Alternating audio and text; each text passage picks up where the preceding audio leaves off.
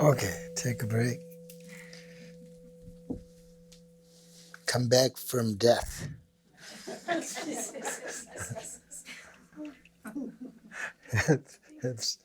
have some coffee. Well, how would you practice that for somebody else? If you're with somebody who's passing? Poa, I said Poa, right? Yeah. How would you practice that? Oh, that's a big question. You have to study how to practice Poa, right?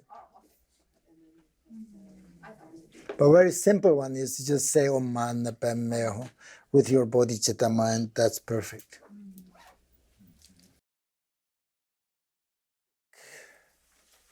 Right? Oh yeah, this.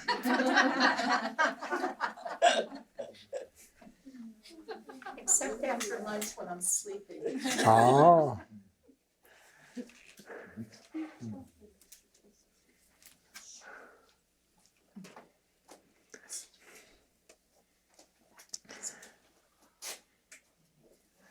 Yeah, it's this is my last retreat in this place For this year. for this year. Oh, you're thinking about next year. I'm not thinking about next year. So good opportunity, fortunate, and so that is life.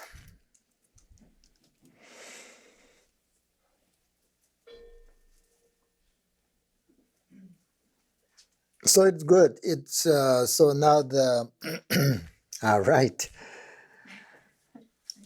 Now the fifth Bardo is the luminous Bardo of Dharmata. The root text says, Chima, now when the Bardo of Dharmata appears to me, abandon all fear and enter into the recognition of whatever appears as the natural display of awareness. Recognize the appearance of the Bardo in this manner. Now that I have reached this momentous crucial point, I will not fear this self-manifestation, the peaceful and wrathful deities. Che Mahadala Chunye Bardo and Charde and the Kanlang Hunter Jigna Pamshini Kansharana Rigba Ngoshi Ju Varduna Tsarayam Barishi Parishas Tunjengala to be Tishio Rana Shetru Sola Manjeshi Rana Shetru Sola Manjeshi. That's the Tibetan. So this Bardo is the Bardo of ultimate reality. So now the luminous Bardo of Dharmata appears after the five elements separate and dissolve in the Bardo of Dine. The consciousness dissolves into its nature. If we recognize this for what it is, we are what? Liberated. But if we have no experience of meditation, and if we don't recognize this luminosity due to the power of ego clinging, then the next Bardo will arrive. So the whole point of practice at this time is simply to recognize the luminous of path, the nature state of Dzogchen. So this, the fundamental luminosity, is empty, okay? But in nature, it is also luminous. So these two qualities It's very difficult to explain, but these two qualities, the emptiness and the luminous, are inseparable. That's what you will experience when this bardo appears. And if you think, why is ground luminosity experienced at this point? It is simply because, according to Buddhism, all sentient beings already possess an enlightened essence, right? Enlightened essence. This essence is present in anyone who has mind, who has consciousness. Then, if we have this, this essence, this nature, inseparably, with our life, then why don't we recognize? If if it is present in ourselves, in our true nature, why don't we recognize it?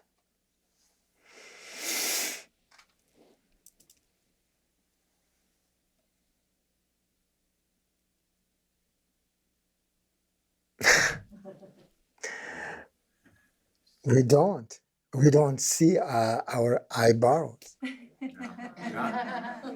It's too close to us, because this nature is actually, we don't recognize because obscured by ignorance, right?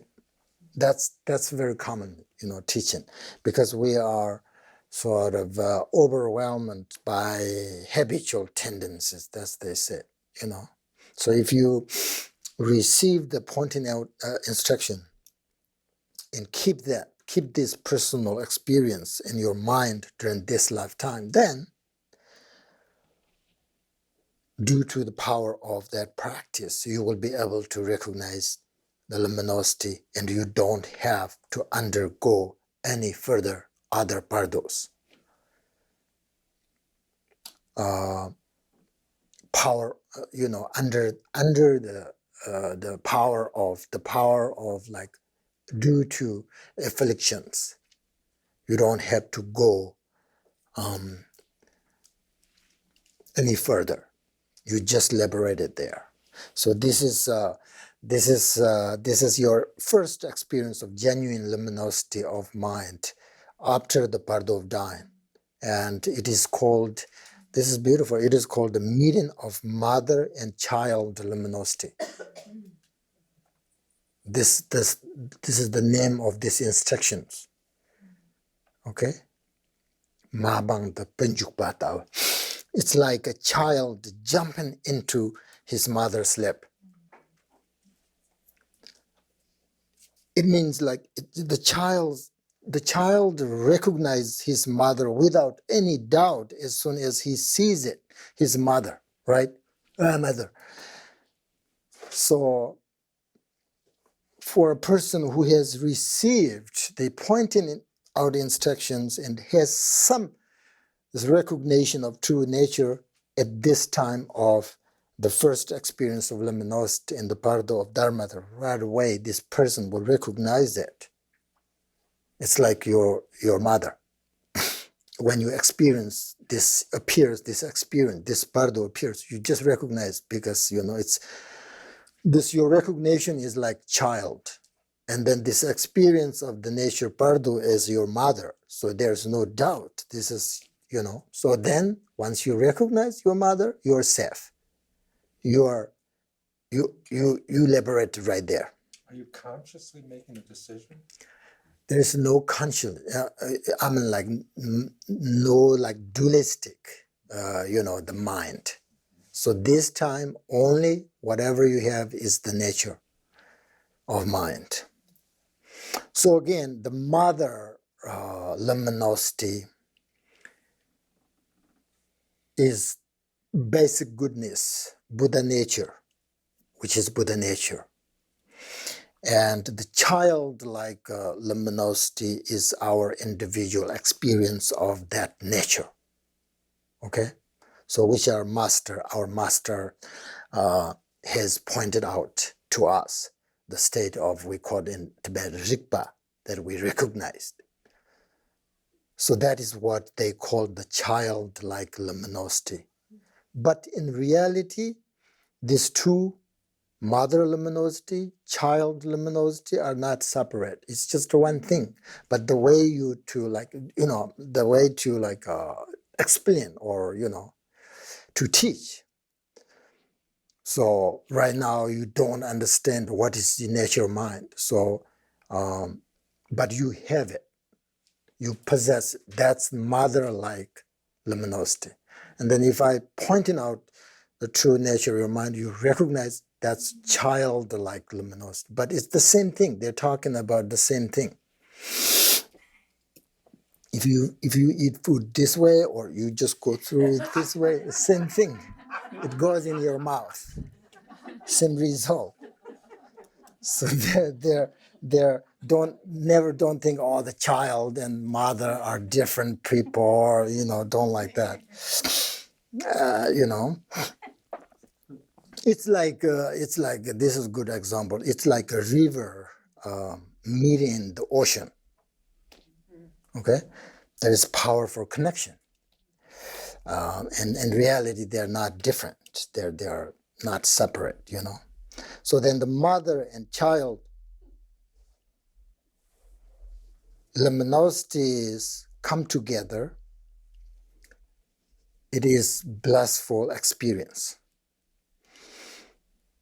That's what I said. Remember last time, like once you get it, then you really get it. You will experience. That's just like blissful experience. So that is liberation.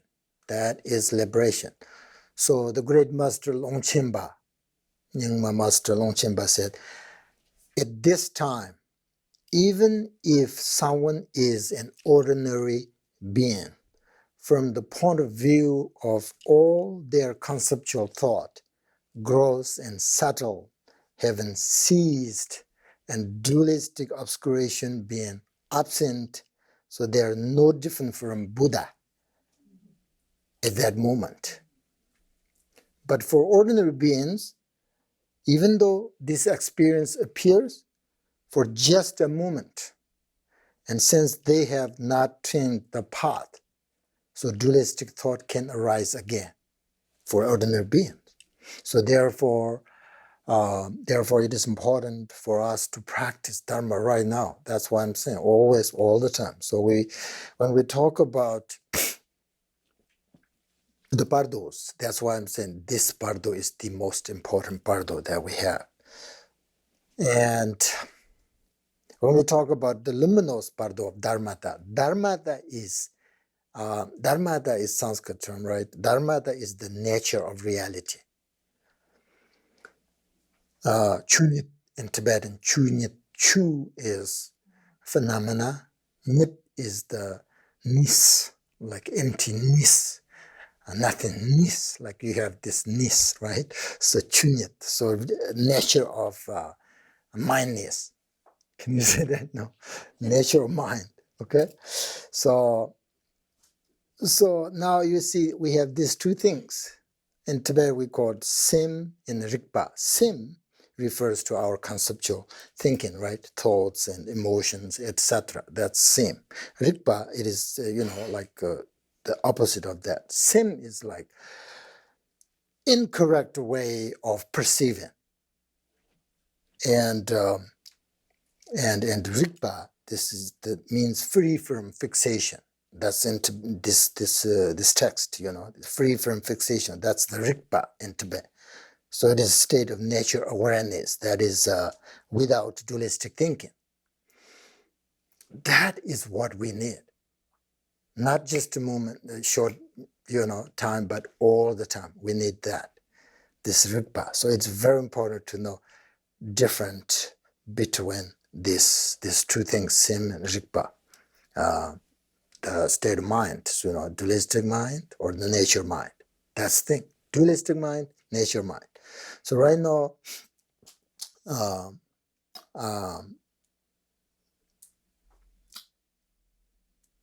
So many things during the Pardo of Dine and Pardo of Dharmata, many things happens, like different experience. But for most people, those Pardos do not, according to this liberation through hearing or teaching,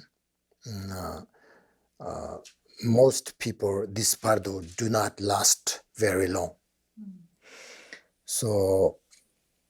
So therefore, as I said, if you don't practice right now this Pardo, and when this Pardo appears, it's almost no chance to recognize your practice or remember your practice even, So without practice now, it's extremely unlikely that we would recognize Buddha nature, the nature mind, during the Pardo of Dying, these things, right? And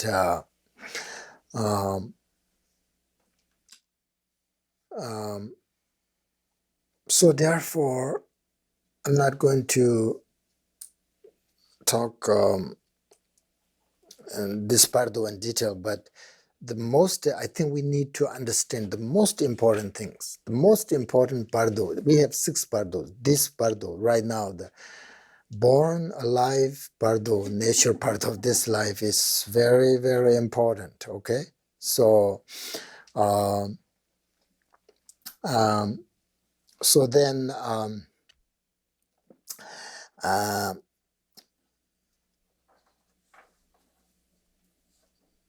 and then this is Dharma. If we don't recognize this during this Pardo, recognize the nature mind or whatever, and will not elaborate it, then the next Pardo, the Pardo of becoming, appears, not the Pardo of becoming.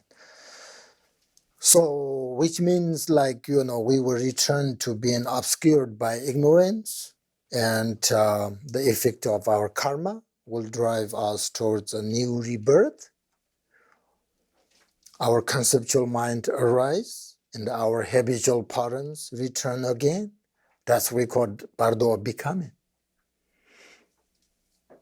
Okay? So, Pardo of Dharma, that's enough. Not so important. I mean, it's important, but it's not important as the nature part of this life. So the 6th Pardo is kind of important, I think. 6th Pardo, the karmic Pardo, right? Karmic Pardo of becoming. The root text says, Jima. Now, when the Pardo of becoming appears to me, hold the one-pointed mind of intention to continuously perform excellent activity, close the entrance to rebirth, and try to keep from being reborn. This is the time when perseverance and pure perception are required. Abandon jealousy, and meditate on the master and consult in union. That's our parents, mother and father. With mind far off and no thought of impending death, performing the meaningless activities of this life, to return empty-handed now would be utterly deluded. Recognize what is needed, the secret Dharma. Why not practice it now? At this very moment, the great accomplished gurus have said, if you don't keep in mind your master's instructions, are you not deceiving yourself? Jima dagla taba wardo chardindar ndamba tsirchik semla zonshini zambo lijin tola nanjin nargu gami rilok tambar Hyori dagna gobi teji muksirpongla lama yawim gom chiba gomni mebi lorang to me tsindi shawa dibdibni tari tonglok shina shindandar gungo shi pa tamba lachu yin tartanyit beautiful tartanyit lachu mebshi dam tibchin namji shamni indar kasong lama dam rengi ranyil habar menjir ram So this is karmic bardo of becoming. So now see, why is it called the karmic bardo of becoming? Because after death, our minds are dominated by the result of our karmic actions combined with the tollings of dependent origination. Remember? Such as ignorance, consciousness, remember? So forth. So in Tibetan, we say Sutpa Pardo. This is the Sutpa Pardo. The sixth is Sutpa Pardo.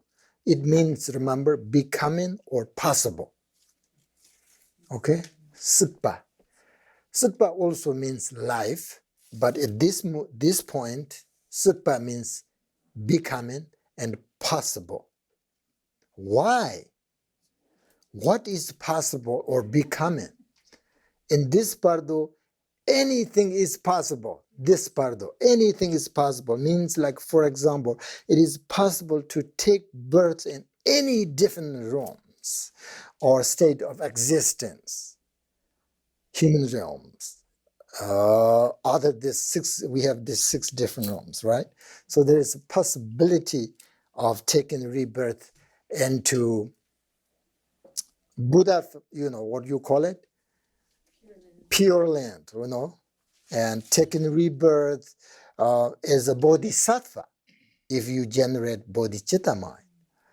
And it is also possible to take rebirth as a human being, or it is possible to take rebirth as an animal. Most people don't believe that, but it's possible. Therefore, possible. This pardo is called Sutpa Pardo. Sutpa means possible. So we can take rebirth in any kind of lunar form and any places, good or bad, it depends on karma. Okay? Karma. So this pardo doesn't happen for everyone. There are only 2 types of beings who don't enter this pardo. So one is the great practitioners, advanced practitioners who are liberated at death or in the pardo of dharmata or another pardo, maybe this lifetime.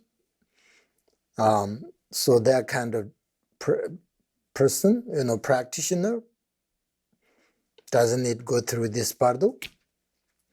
And the other is extremely evil people, who are very bad. They don't enter this pardo. Other than that, all living beings experience this pardo after death. And according to the pardo instructions, this being in the pardo is very uncertain. Okay? I'll tell you why. It is very uncertain how long they will experience in this pardo or stay in this pardo.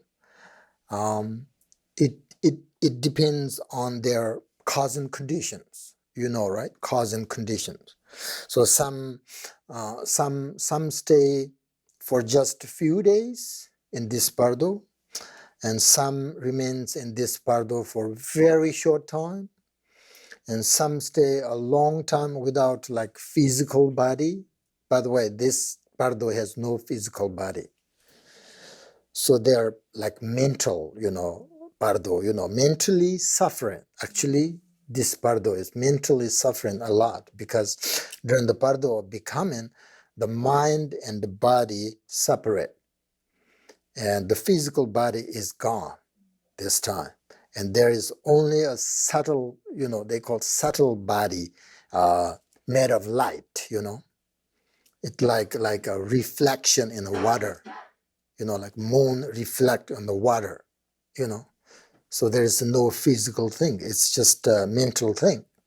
So at this point, the Pardo body is a mental body. You have to understand that, which is why it travels to a place as soon as the thought that place arises. When I think about right now, like when I think about Tibet, I'm there. Because now I can't, because I have this physical thing. But if you have only a mental thing, then whatever you think, you are there. That's dualistic mind. It depends. Right. Most time, ordinary person, dualistic mind. I mean, consciousness. I don't know. You guys, have different character, the definition of consciousness, mind, right? So maybe we should use this like consciousness thing, So, so so therefore, it doesn't like remain in a one place. Like you see like a feather carried away by the wind.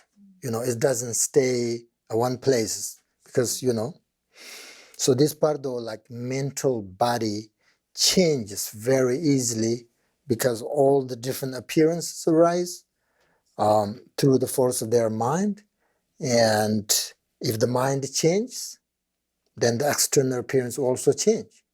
That's why Buddhist, philosophy, point of view, there is nothing exists outside other than your mind. Everything's come from your mind. Your mind is the creator. So if the Pardo being doesn't recognize that and instead is attached or afraid to all of this experiences, then they will be tormented by fear and suffering. That's why we have to understand, recognize everything. These are not true, Nothing exists. It's all come from our mind. So there is a great, if you do spiritual practice for them in this Pardo, For example, read the teachings like this is very important. Liberation through hearing in the Pardo, right? You have also these things like liberation through touching. You can, by the way, if you have this, then when you can't separate with your body. So during your life, you carry, you wearing this thing. And then when you die, whatever your body cremated, whatever cremated with it. So this, we have 6 liberations. Liberation through hearing, liberation through touching, liberation through smell, whatever, So dead bodies, also like this text is very good if you want to help other people who died, or so you can say it. You can say this text with your bodhicitta mind. Great benefit. A person who has passed away, especially during the first few days, after death, any kind of virtues, act will be very beneficial. There are a few practice for when you take this bardo. It is important to think about how all bardo appearances are not truly existing and are reflection of our mind. And remember that everything is an illusion, is like a dream, So this Pardo beings, in this Pardo, Sutpa Pardo, these beings, like when they don't recognize it, everything is a dream, then they attach to it or afraid to all of that, appearances of this Pardo, then they are suffering. Mentally, they are very suffering. So therefore, when you are in this Pardo, remember that nothing is real. That's the antidote. Okay. Otherwise, in this Pardo, there are so many different experiences. You experience so many different things. beautiful, not good, good, everything like that, and then you think they are real, then you're going to suffer. But if you think nothing is real, everything is expression, manifestation of your mind, right? And if you recognize that, then uh, um, um,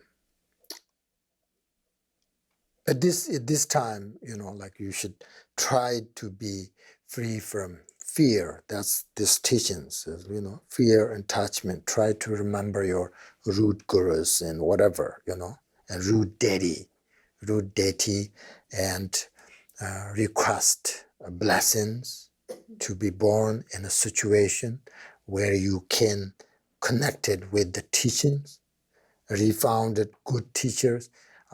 This is very important. I every day praise that my next life to find another like this kind of teacher. I think very difficult if you don't connect it right now. I'm sure we have more teachers, but less capacity. That's it. It's happening now. So to find a great teacher is very, very important, and receive the instructions, and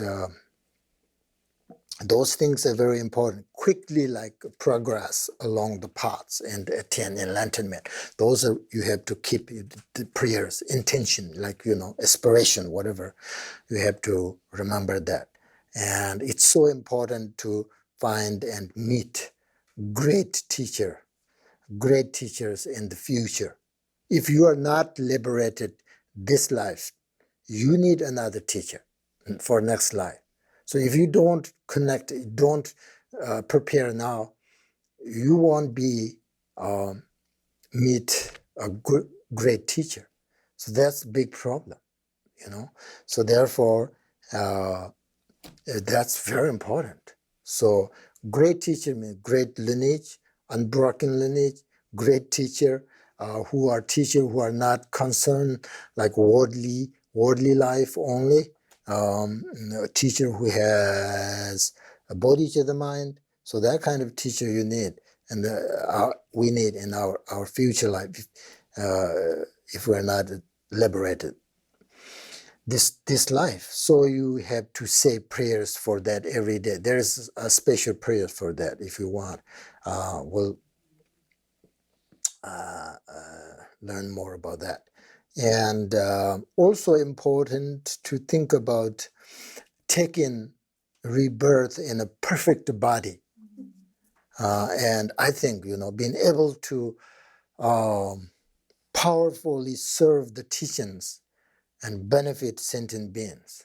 If you reborn in a blind person or deaf or whatever, then you have less chance to practice dharma.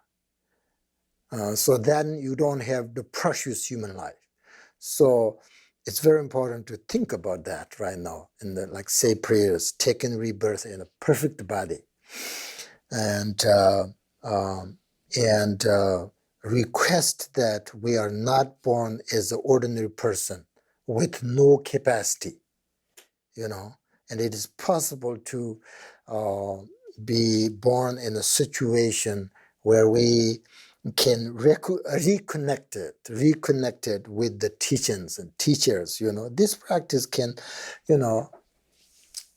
allow us to choose a good rebirth with a good environment. So,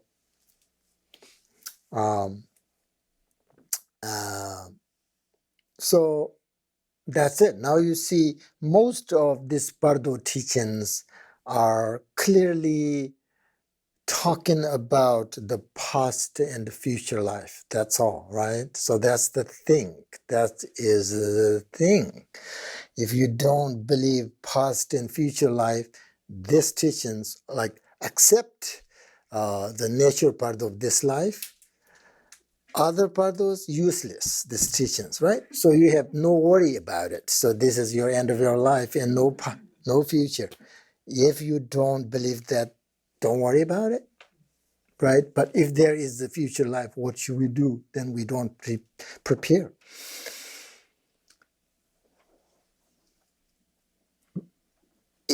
I always think, if some people don't believe in the past future life, they should prove that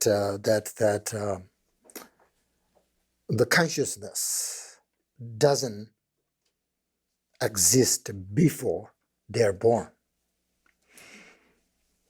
That's the thing. They should prove that consciousness does not come from any other things, but this consciousness is born from just this body. Can you prove that? No way.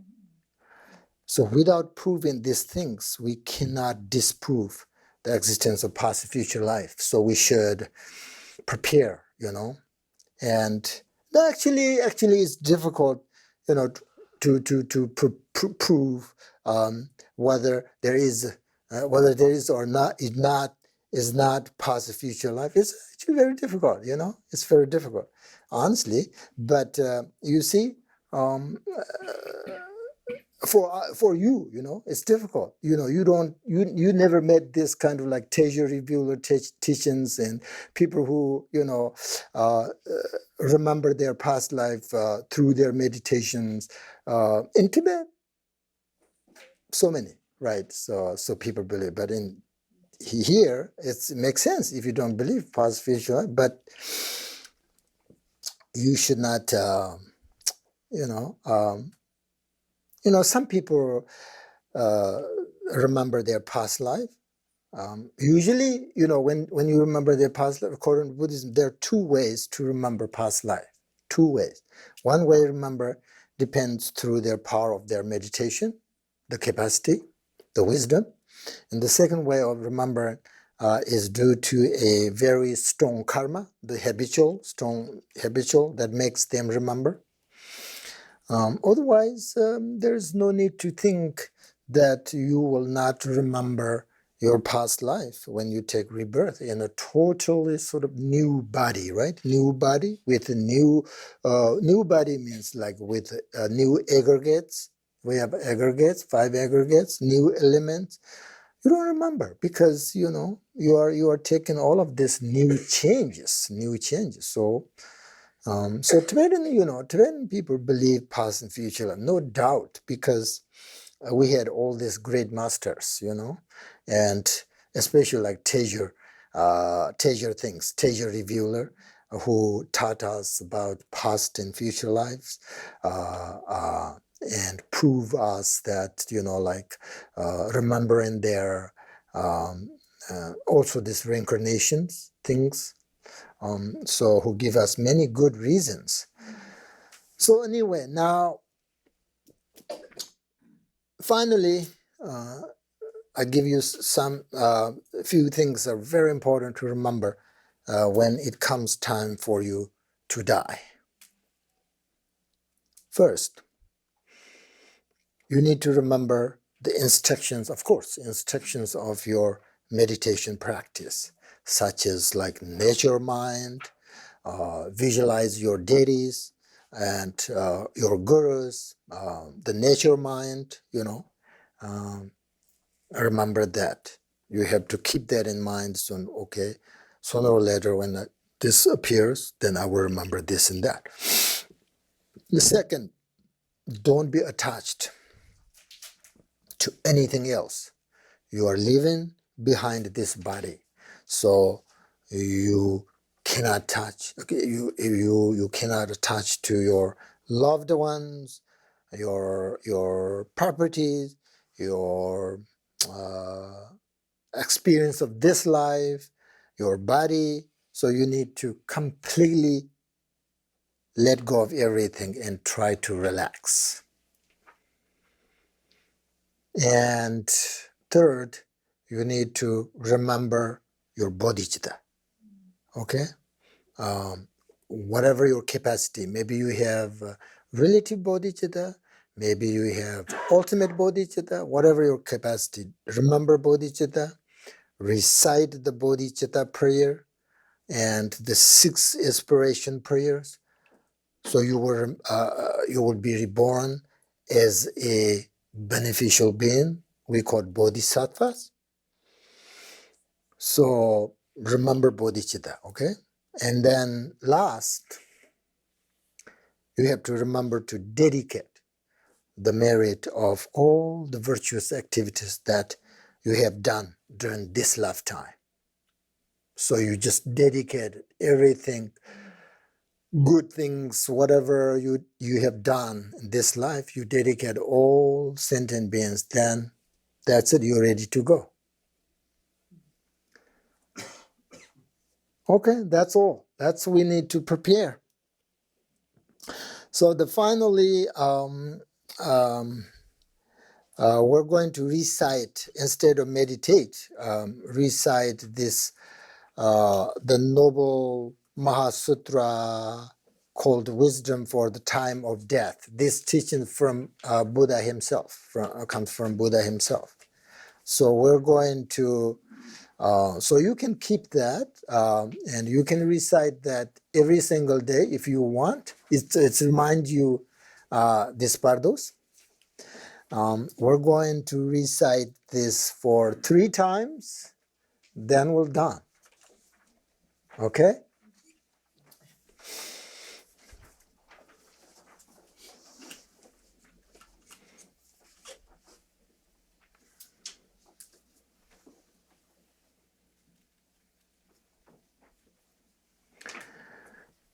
This teaching actually requested the sutra, Nam Kinyangbo, the Bodhisattva, Akisha Garba, ask Buddha himself, and then Buddha gave this teaching. All right?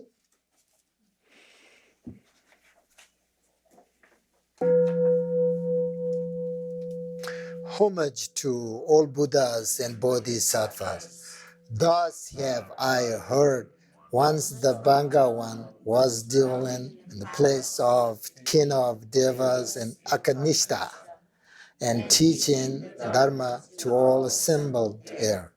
At that time, the Bodhisattva Akashagarbha paid homage to the Bhagavan and addressed him in this way. O Bhagavan, when Bodhisattva are on the verge of dying, how should they look at their minds? The Bhagavan spoke. O Akashagarbha, when Bodhisattvas are on the verge of dying, they are to meditate on wisdom for the time of death. As to this wisdom for the time of death, since all dharmas are inherently pure, meditate on the outlook of the lack of truth. Since all dharmas are included in bodhicitta, meditate on the outlook of none. Since all things are impermanent, meditate on our outlook of heaven and no attachment to anything. Since if one realizes the mind, that is wisdom, meditate on the outlook. And Bhagavan then spoke these verses. Since all dharmas are inherently pure, meditate on the outlook of the lake of true existence. Excellently passing bodhicitta, meditate on the outlook for great compassion. Since the true nature is non-referential luminosity, meditate on the outlook of heaven, no attachment to anything. Mind is the sky of wisdom.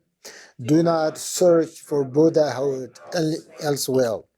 When the Bhagavan had said this, the Bodhisattva, Akashagarbha, and the others with joy and praised the words of the blessed Noble Mahasutra, called wisdom for the time of death. Okay, second. We're not done though. Homage to all Buddhas and Bodhisattvas. Thus have I heard.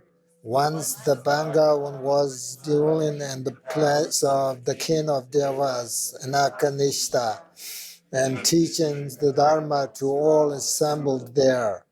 At that time, the Bodhisattva Akashagarbha paid homage to the Bangawan, addressed him in this way. Oh, Bangawan, How should they look at their minds? the Bangawan spoke. O Akashagarbha, when Bodhisattvas are on the verge of dying, they are to meditate on wisdom for the time of death. As to this wisdom for the time of death, since all dharmas are inherently pure, meditate on the outlook of the lack of truth existence. Since all dharmas are included on bodhisattva, meditate on the outlook of non-referentiality. Since all things are impermanent, meditate on outlook of heaven and no attachment to anything. Since if one realizes mind, That is wisdom. Meditate on the outlook that does not search for Buddhahood elsewhere. The Bangawan then spoke this verse. Since all dharmas are inherently pure, meditate on the outlook of the lack of truth existence. Excellently possessed in bodhicitta, meditate on the outlook for great compassion. Since the true nature is non-referential luminosity, meditate on the outlook of having no attachment to anything. Mind is cause for the rising of wisdom. Do not search for Buddhahood elsewhere.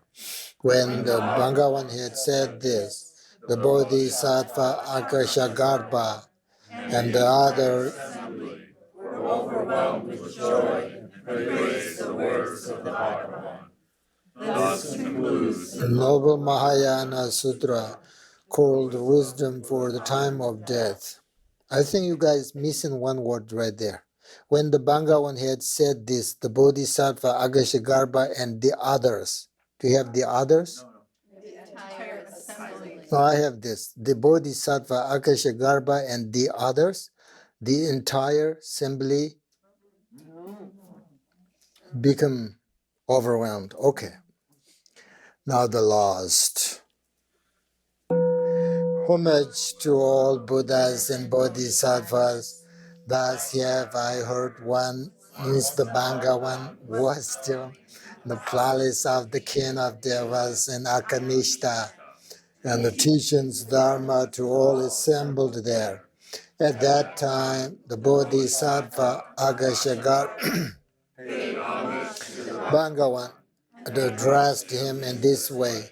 Oh, Bangawan, when bodhisattvas are on the verge of dying, how should they look at their minds? The Bangawan spoke. O Akashagarbha, when bodhisattvas are on the verge of dying, they are to meditate on the wisdom for the time of death. As to this wisdom for the time of death, since all dharmas are inherently pure, meditate on the outlook of the lack of true existence. Since all dharmas are included the bodhisattva, meditate on the outlook of the non-referentiality. Since all things are impermanent, meditate on the outlook of having no attachment to anything. Since if one realizes the mind, that is wisdom, meditate on the outlook that does not search for Buddhahood elsewhere. The Bangawan then spoke this verse. Dharmas are inherently pure. Meditate on the outlook of the lack of truth existence. Excellent, possessed in bodhicitta. Meditate on the outlook for great compassion. Since the true nature is not meditate on the outlook of having no attachment to anything. Mind is the cause for the rising of wisdom. Do not search for Buddhahood. When the Bhagavan had said this, the Bodhisattva, Akashagarpa, and the assembly became overwhelmed with joy and praised the words of the Bhagavan.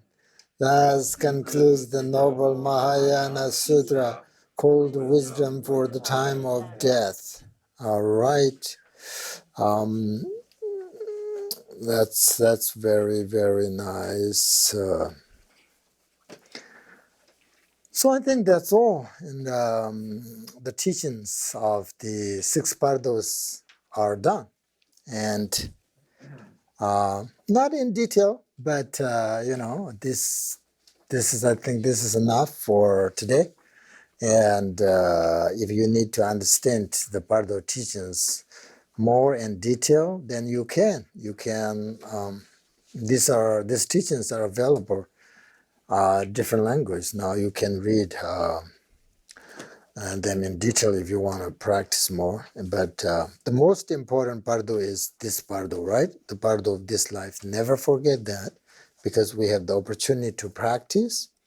If we practice this life, then when following Bardos, whatever appears, it will be easy for us to understand and take care and correct practice, So that's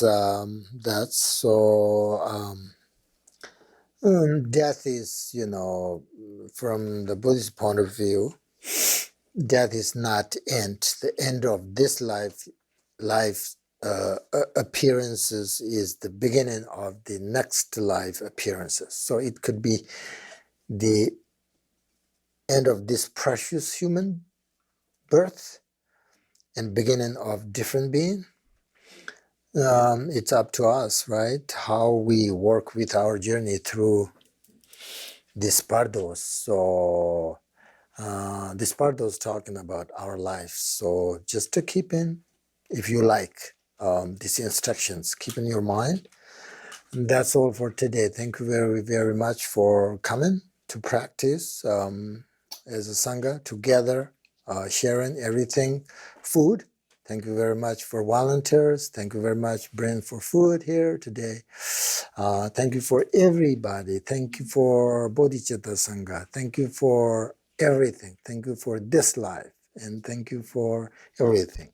Now we have the closing prayers. Then, very good.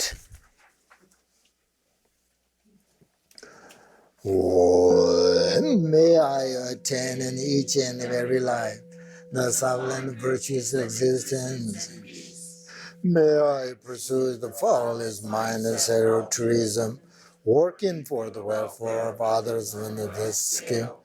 Through this very merit of mine, may every single sentient being eliminate all forms of negativity, practice virtues forevermore, for as long as Chitta take birth where it has not arisen, where it has arisen, it never went, but continue to grow forevermore, for as long as for as long as this is, and then may I do to dispel the suffering of all beings. May I in all my life, no matter where I'm born, obtain the 7 qualities, the upper realms of the.